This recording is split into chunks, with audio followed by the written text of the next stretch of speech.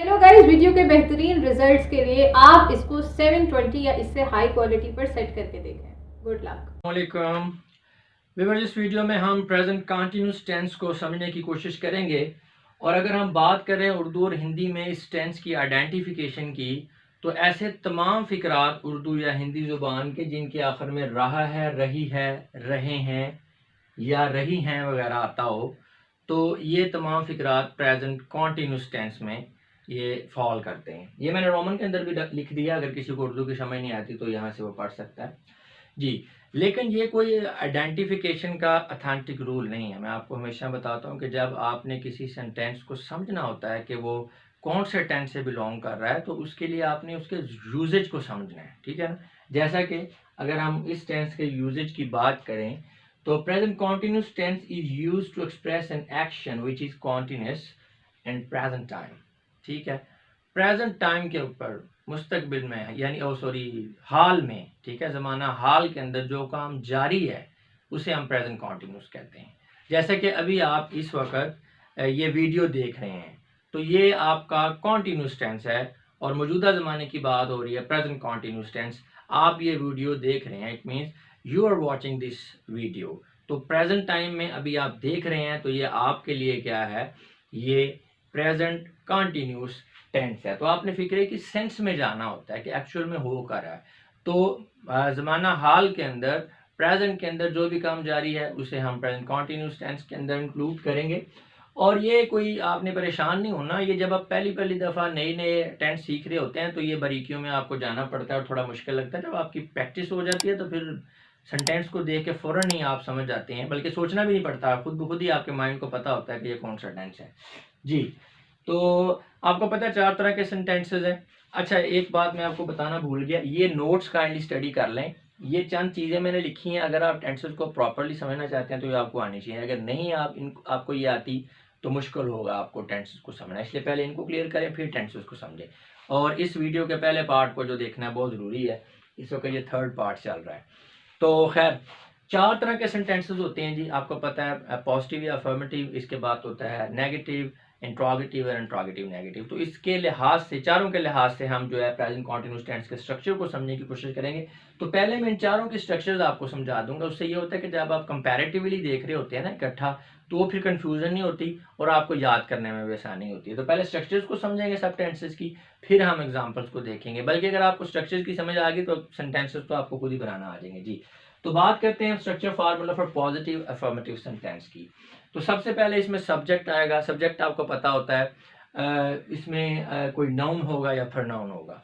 उसके बाद आता है हेल्पिंग वर्ब। 3 तरह के हेल्पिंग वर्ब यूज होते हैं जी इस प्रेजेंट कॉन्टिन्यूस टेंस में, इज, एम और आर। ये आगे जाकर बताता हूँ कि ये कैसे कैसे यूज होते हैं।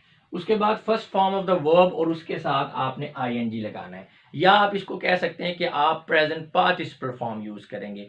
जो वर्ब की 4th फॉर्म होती है उसे आईएनजी फॉर्म भी कहते हैं, प्रेजेंट पार्टिसिपल फॉर्म भी कहते हैं। वो बनती किस तरह से, फर्स्ट फॉर्म के साथ आपने जस्ट आईएनजी लगाना है। तो मैंने यहाँ पे प्रेजेंट पार्टिसिपल इसलिए नहीं लिखा ताकि आपको ज़रा इजी हो जाए, नए लोग हैं, कि फर्स्ट फॉर्म के साथ आप आईएनजी लगाएंगे तो ये आपकी फॉर्म बन जाएगी प्रेजेंट कंटीन्यूअस टेंस के लिए। उसके बाद ये आपका ऑब्जेक्ट है, ये जी आपकी पॉजिटिव जो सेंटेंस है उसकी स्ट्रक्चर है। अच्छा, इसमें कुछ चीज़ें कॉमन है।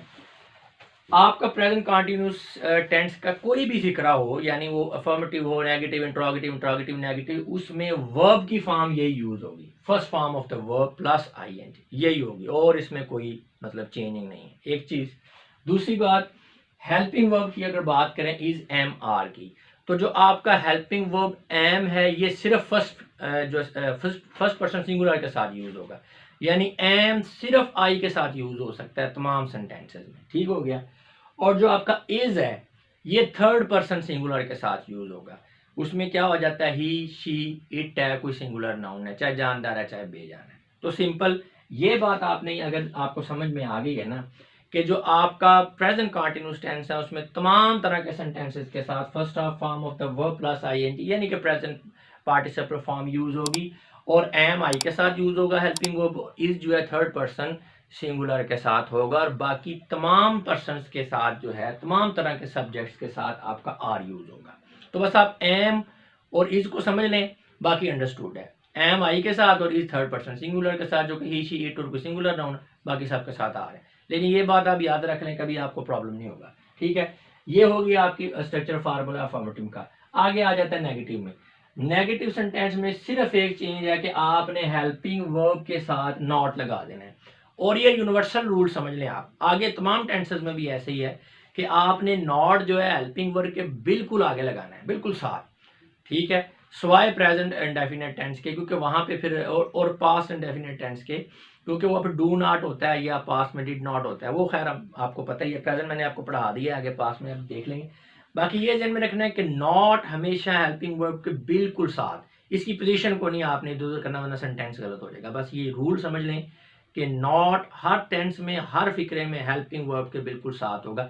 और अगर हेल्पिंग वर्ब एक से ज्यादा वर्ड्स पर मुश्तमिल है, जैसे हैव बीन, हैज बीन भी आ रहा है आगे, ठीक है, तो हैव बीन यानी हैज बीन, और मतलब कंपाउंड आपके जो अगर हेल्पिंग वर्ब है तो पहला जो वर्ड होगा हेल्पिंग वर्ब का उसके साथ नॉट आएगा। अगर आपका हेल्पिंग वर्ब एक वर्ड पर मुश्तमिल है तो इसके साथ नॉट, अगर इससे ज्यादा वर्ड पर मुश्तमिल है तो पहले वर्ड के साथ नॉट आएगा। तो ये अगर आप रूल अपने ज़हन में रखें तो नेगेटिव सेंटेंस बनाते हुए आपको गलती नहीं होगी। तो जनाब पॉजिटिव और नेगेटिव में और कोई फर्क नहीं है, सिर्फ और सिर्फ ये है कि आपने हेल्पिंग वर्ब के साथ नॉट लगा देना है। आगे आ जाते हैं जी हम, हमारा जो इंट्रोगेटिव सेंटेंस है उसमें क्या है, उसमें सिर्फ यही है कि आपने हेल्पिंग वर्ब को, ये जो है ना, इसको सब्जेक्ट से पहले ले जाना है। ठीक है, ये भी यूनिवर्सल रूल है। इंट्रोगेटिव बनाते हुए हेल्पिंग वर्ब को सब्जेक्ट से पहले ले जाएंगे, बाकी सेंटेंस आपका वही रहेगा। आप देख सकते हैं इस स्ट्रक्चर में और इस स्ट्रक्चर में और कोई फर्क नहीं है, सिवाय इसके कि ये जो आप हेल्पिंग वर्ब है वो उठा के सब्जेक्ट से पहले ले गए, और साइन ऑफ इंट्रोगेशन तो फिर आएगा ही ना, क्योंकि सवालिया फिक्रा है। ठीक है, इंट्रोगेटिव सेंटेंस है तो ये आपने सब्जेक्ट से पहले ले जाना है और इसमें कोई चेंजिंग नहीं है। ठीक है, उसके बाद आ गया structure formula of interrogative negative sentence. इसमें अच्छा ये बात मैं आपको तकरीबन हर टेंस में बताता हूँ कि जब आपने इंट्रोगेटिव सेंटेंस बनाना होता है तो आप बेस सेंटेंस इसको लिया करें, इससे ड्राइव किया करें पॉजिटिव से। ठीक है, जब आपने इंट्रोगेटिव नेगेटिव बनाना है तो उसको ड्राइव किया करें आप नेगेटिव सेंटेंस से। इसमें कोई रूल नहीं है, ये जस्ट आप कह लें कि आपकी आसानी के लिए मैं आपको बता रहा हूँ, क्योंकि इनकी स्ट्रक्चर्स मिलती जुलती हैं, यानी इसकी और इसकी स्ट्रक्चर मिलती है, इसकी और इसकी मिलती है। तो जो नया बंदा है उसको तरफ मुश्किल पेश आती है तो वो इसको इसके लिहाज से करेगा ना तो आसानी हो जाएगी, वरना जब आपकी प्रैक्टिस हो जाती है तो इतना नहीं आपको सोचना पड़ता। अगर आप नए हैं तो परेशान नहीं होना, बस प्रैक्टिस करते जाएं, ये खुद ही सारा कुछ आपको आने लग जाएगा इंशाल्लाह। तो ये देखें जी, यहाँ पे अब हमने इसको जब बनाना था तो इसको बेस सेंटेंस लिया, यानी इससे ड्राइव कर रहे हैं हम इसकी स्ट्रक्चर को यानी इंट्रोगेटिव नेगेटिव सेंटेंस की स्ट्रक्चर को हमने ड्राइव करना है किससे, नेगेटिव सेंटेंस से जी। तो करते हैं जी। अच्छा जी, ये है। अब इसमें क्या चेंज है, इसमें चेंज सिर्फ ये है, बाकी सारे का सारा सेंटेंस वही है। ये हेल्पिंग वर्ब उठा के हम सब्जेक्ट से पहले ले गए। अब आप इसको देख लें और इस स्ट्रक्चर को देख लें और कोई फर्क नहीं। हाँ, ये साइन ऑफ इंट्रोगेशन भी एंड पे आ गया, उधर फुल स्टॉप है, इधर इंट्रोगेशन है, वो तो आना ही अंडरस्टूड है। तो बस ये जो हेल्पिंग वर्ब वहां पे इस सब्जेक्ट के बाद था पहले ले गए। तो अब आप कंपैरिजन करें जरा, इसमें और इसमें क्या फर्क है। इसमें और में सिर्फ ये फर्क है कि ये जो सब्जेक्ट हेल्पिंग वर्ब था वो सब्जेक्ट से पहले ले गए। इसमें और इसमें क्या फर्क है, इसमें भी यही फर्क है कि ये जो उसका हेल्पिंग वर्ब था वो निकाल के सब्जेक्ट से पहले ले गए, और साइन ऑफ इंट्रोगेशन वो तो आना ही आना है। और जब आपने इसको इससे ड्राइव करना है तो कोई मुश्किल नहीं है, आपको बताया है कि नॉट यूज होता है नेगेटिव सेंटेंस बनाने के लिए, उसको हमेशा आपने हेल्पिंग वर्ब के फौरन बाद रख देना, तो कभी भी आपका सेंटेंस गलत नहीं होगा। लेकिन ये रूल मैंने आपको समझा दिए हैं, तो मेरा ख्याल है कि आप खुद से सेंटेंस आप बना सकते हैं। लेकिन चलें एक मरतबा रीड कर लेते हैं हम जी। तो ये आपकी स्ट्रक्चर होगी, इसमें लिखा हुआ मैंने use am for first person singular, ताकि आपको भूले ना, आई के लिए, is for third person singular, he she it singular noun, और are for the rest of the subject as helping verb, यानी जितने भी आपके रेस्ट ऑफ द सब्जेक्ट्स हैं उनके साथ आप आर यूज करेंगे जी।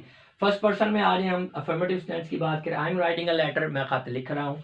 We are writing a letter, हम खत लिख रहे हैं। ये साथ में जो छोटा एस और छोटा पी है ना, छोटे एस से मुराद सिंगुलर है और पी से मुराद क्या है, प्लूरल। तमाम सेंटेंसेस में ऐसी है, सिंगुलर के साथ मैंने आगे एस लिख दिया और प्लूरल के साथ पी लिख दिया, ताकि आपको प्रॉब्लम ना हो।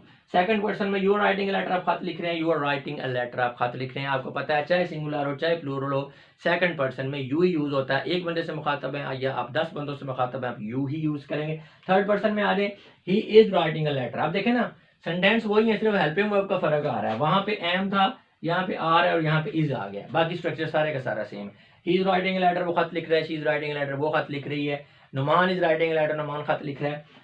It is playing with the ball. अब ये सेंटेंस चेंज इसलिए कर दिया है क्योंकि अब वो कुछ जानवर है तो वो डेफिनेटली खत तो नहीं लिख सकता। It's playing with the ball, ये गेंद के साथ खेल रही है या खेल रहा है, मेल हो या फीमेल हो, इट ही यूज होता है जी जो प्रोनाउन है। स्ट्रक्चर और formula for the negative sentence ये हमने पढ़ लिया है। फर्स्ट पर्सन देखें, I am not writing a letter, मैं खत नहीं लिख रहा। आप देख लें इसमें और उसमें फ़र्क क्या है कि यहाँ पे नॉट आ गया, ठीक है। We are writing a letter, we are not writing a letter, हम खत नहीं लिख रहे हैं। You are not writing a letter, आप खत नहीं लिख रहे हैं। ये दोनों सेम तरह से है, singular plural. He is not writing a letter, वो खत नहीं लिख रहा। She is not writing a letter, वो खत नहीं लिख रही। Aliya is not writing a letter, Aliya खत नहीं लिख रही।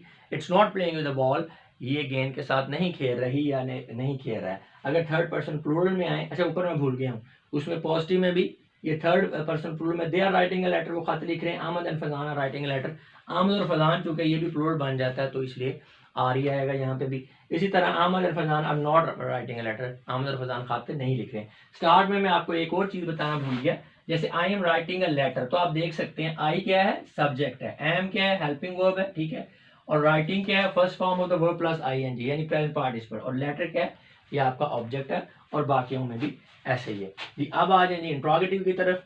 फर्स्ट पर्सन में am I writing a letter, क्या मैं खत लिख रहा हूँ। Are we writing a letter, क्या हम खत लिख रहे हैं। Are you writing a letter, क्या आप खत लिख रहे हैं। Is he writing a letter, is she writing a letter, is Aliya writing a letter, is it playing with the ball, क्या वो खत लिख रहा है, क्या वो खत लिख रही है, क्या आलिया खत लिख रही है, क्या ये गेंद से खेल रहा है या रही है। अगर प्लूरल में आ जाए थर्ड पर्सन में, are they writing a letter, क्या वो खत लिख रहे हैं। Are Ahmed and Fazan writing a letter, क्या अहमद और फजान खत लिख रहे हैं। अच्छा जी, आप इंट्रोगेटिव नेगेटिव में आए तो इसमें am I not writing a letter, क्या मैं खत नहीं लिख रहा हूँ। अब आप देख सकते हैं यहाँ पे हेल्पिंग वर्ब स्टार्ट में आ गया और नॉट जो है सब्जेक्ट के बाद में। Are you not writing a letter, क्या हम खत नहीं लिख रहे हैं। Are you writing a letter, are you not writing a letter, क्या आप खत नहीं लिख रहे हैं। Is she not writing a letter, क्या वो खत नहीं लिख रही है। Is he not writing letter, क्या वो खत नहीं लिख रहा है। Is Aliya not writing letter, क्या आलिया खत नहीं लिख रही है। Is it not playing with the ball, क्या ये बॉल के साथ नहीं खेल रही है। थर्ड पर्सन में आ रहे हैं, are they not playing with the ball, क्या वो गेंद के साथ नहीं खेल रहे हैं। Are Ahmad फदान not writing a letter, sorry, are they not playing with the ball, हाँ जी, क्या वो गेंद के साथ नहीं खेल रहे हैं। Are Ahmad फदान not writing a letter, क्या अहमद और फजान खत नहीं लिख रहे। अच्छा, ये इंट्रोगेटिव नेगेटिव सेंटेंस बनाते पता क्यों है। जब आप किसी से क्वेश्चन इस तरह से पूछ रहे हैं कि आप साथ में एक्सपेक्ट भी कर रहे हैं कि अगला जो बंदा है वो नेगेटिव में जवाब देगा, यानी ऐसा क्वेश्चन जिसमें आप एक्सपेक्ट कर रहे हैं कि जो जिससे आप पूछ रहे हैं वो नेगेटिव में आंसर देगा, तो फिर वो क्वेश्चन जो है वो जो है आपका इंट्रोगेटिव नेगेटिव में होगा। वरना तो क्वेश्चन तो फिर इंट्रोगेटिव ही होता है ना, सिंपल। तो इंट्रोगेटिव नेगेटिव आप कभी कभी पूछते हैं जब आप एक्सपेक्ट कर रहे होते हैं कि अगला बंदा जो है ना वो नेगेटिव में जवाब देगा। तो व्यूअर्स, मैं उम्मीद करता हूँ कि इस वीडियो को देख लेने के बाद आपका प्रेजेंट कंटीन्यूअस टेंस का कॉन्सेप्ट अच्छी तरह से क्लियर हो चुका होगा। अब मैं आप लोगों से इजाजत चाहूंगा, अपना बहुत सा ख्याल रखिएगा।